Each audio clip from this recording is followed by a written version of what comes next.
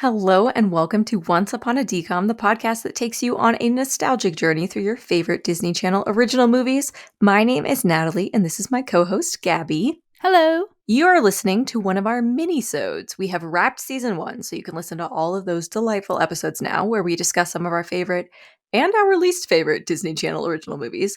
We talk about the plot, where the stars are now, and so much more. But on to today's mini episode.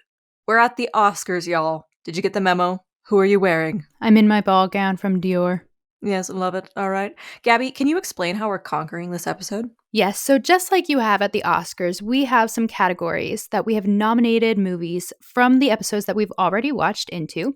We're going to share with you our thoughts on our nominations and then pick for 4 categories today. And then in 2 weeks, we're going to come back and do a part 2 with 4 more categories. And this is just a quick reminder that for all of these mini episodes, we are going to have a little visual component going on over on the YouTube channel. So if you're someone who's only listened with audio so far, that's fine. But if you've ever been curious and want to check it out on our YouTube channel at Once Upon a DCOM, we've got some fun little pictures and visuals going on for you just for these 4 mini-sodes. So, are you ready for the categories, Natalie? I am. Okay, today we are going to be picking Best Actress, Best Actor, Best Villain, and Best Romance. And again, I want to reiterate, this is only from the movies that we've covered so far on the podcast. So there's probably a ton of other great candidates and nominations in movies we haven't seen yet. Maybe we'll do this again in the future. Who's to say? Yeah. So Natalie, can you please tell us what movies we've watched so far? Sure. So this is what we're picking from, everybody. We have watched the Lizzie McGuire movie, High School Musical, Xenon Girl of the 21st Century, Cadet Kelly, Smart House, Camp Rock, Under Wraps, Zombies, Twitches, Mom's Got a Date with a Vampire, Halloween Town, You Wish! Exclamation point. Kim Possible movies, So the Drama, Go Figure, Stuck in the Suburbs, Radio Rebel, The Cheetah Girls, and Lemonade Mouth. It's been such a fun first season. Oh my gosh. Just hearing it like that gets me so excited for season 2 and all the potentials. I know. We got some bangers on that list. For real. We really hit it out of the park. And just so you guys know, on the show, typically we will have a randomizer pick the episode that we're going to watch next. So we don't actually set that up ahead of time. It's fun every week. It's like an Easter egg what we're going to get. Oh, yeah. But let's dive in to Best Actress. Who have you brought to nominate? Okay, for this one, I have 2. I have nominated Bridget Mendler as Olivia in Lemonade Mouth. Same. Okay. Yep. And I have nominated Brenda Song as Natasha in Stuck in the Suburbs. And I do have one that I think is the clear winner. Okay. I've also nominated Bridget Mendler as Olivia in Lemonade Mouth. And then I have Kimberly J. Brown as Marnie in Halloween Town. I knew you were going to pick her. She's so authentic. She is. Okay, but I feel like we both picked Bridget, so it has to be Bridget, right? I guess that's how it technically works. I feel like Brenda did a better job than Bridget, personally. I think Kimberly did a better job. Okay, so then we'll just be nice to each other and say it's Bridget as Olivia in Lemonade Mouth. Way to go, Bridget. Doctor. Yes, Queen Dr. Mendler, everyone. If you want to know more about that, you got to listen to that episode. Yeah, she's cool. Okay, Best Actor. I'm very interested to see who you put for this. Okay, I have 2 nominations. My first nomination is Adam Wiley as Gilbert in Under Wraps. The little nerdy kid. Oh my gosh. Okay. Wow, bringing it back. I'm glad you brought him into it. Yeah. He was a little sweetheart. And then my second nomination I have is Will Friedle as Ron Stoppable. And I know he was voice acting, but I think we can all agree it was some incredible voice acting. 100%. Okay. So I actually have 3.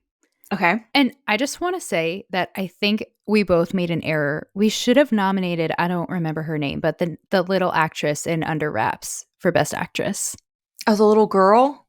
Yeah. She was pretty freaking good. Yeah, I feel like that was a missed opportunity. Sorry, that was a snub. Accidental snub. Yep. Okay. My 3, I have Ryan Merriman, who is Ben Cooper in Smart House, the main character. I also have Will Friedle as Ron Stoppable. Yeah, you do. From Kim Possible. And then I have Mario Yedidia, who was Marshall in Under Wraps. So yes. All three of those are solid choices.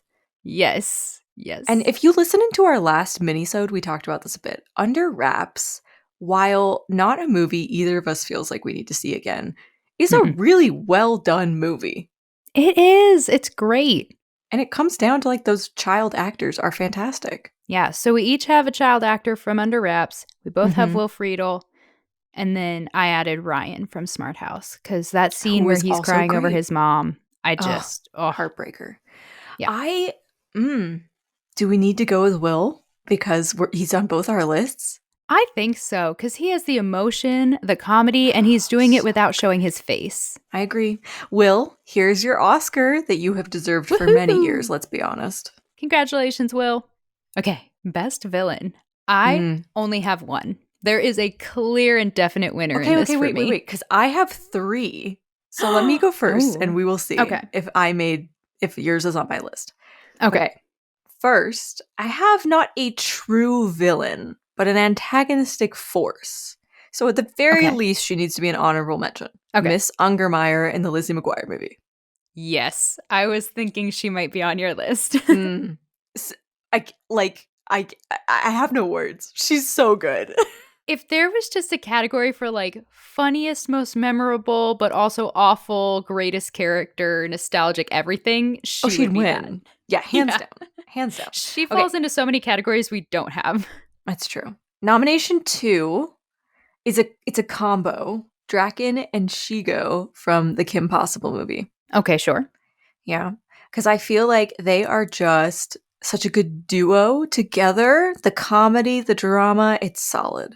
And who is that your third or?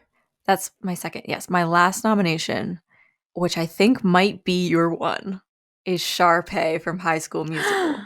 No, that's not who I have. What? Okay, who's your nomination? I see Sharpay as more of the antagonistic force than the villain. Okay. Which you used for Miss Ungermeyer. I'm using your words. She is a villain. I am absolutely floored that you didn't immediately pick Frederick Coffin as Parker Winham in Xenon. Oh. He is true evil in a realistic form. He is. He's not the best villain because he's like the most enjoyable to watch villain, but he's the best villain because he's the most evil. He's definitely most evil. Yeah, and that's what I was going for. If it was best, like, I enjoy watching them be evil, then I think I would pick Draken and Shigo or Miss Ungermeyer. Where do we want to go from here, then? I guess we have to pick what best villain means. What does it mean? To me, best villain is like, it's the same as best actor and best actress. It's like, what did we enjoy the most? Who did the best job doing the role? But the role of villain means true evil, yes? Or does it mean, like, comedic enjoyment in a satirical, sarcastic way? I guess it's up to artist interpretation. Well, maybe we have 2. Most evil villain, can we agree, was Parker Wyndham? Yes, he was the worst. Okay. So of your 3, let's pick a favorite, like, silly villain. I mean, it's got to be Mrs. Ungermeyer, right? I agree with you on that. Okay. Yeah. She's just so good. Yeah, she's the most fun to watch. She's definitely getting in the way. Yes. Delightful. Okay.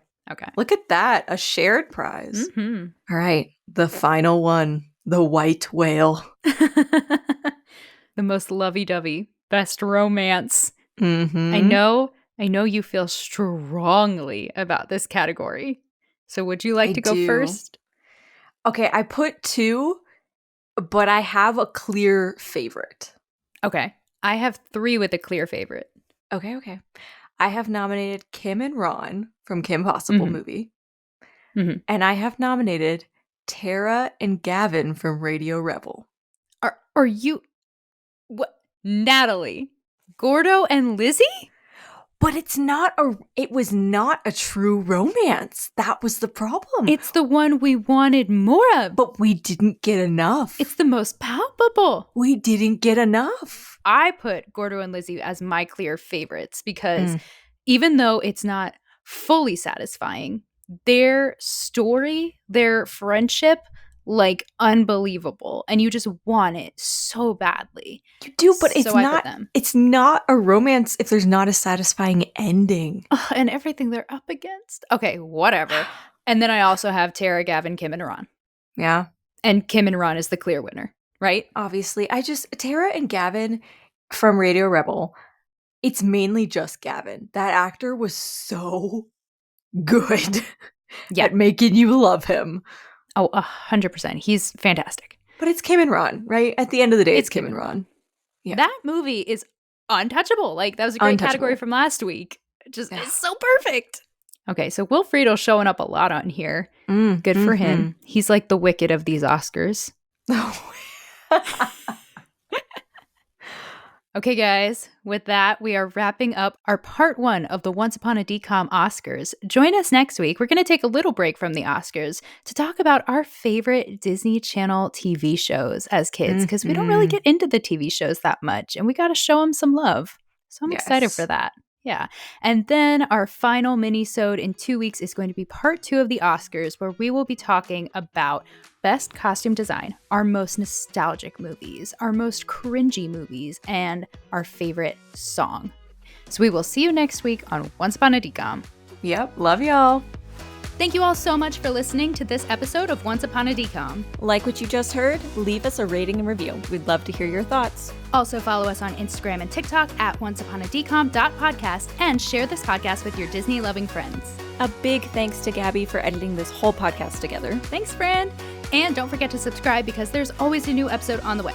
This is Gabriella. And Natalie. Signing off with a sprinkle of pixie dust. And a whole lot of nostalgia.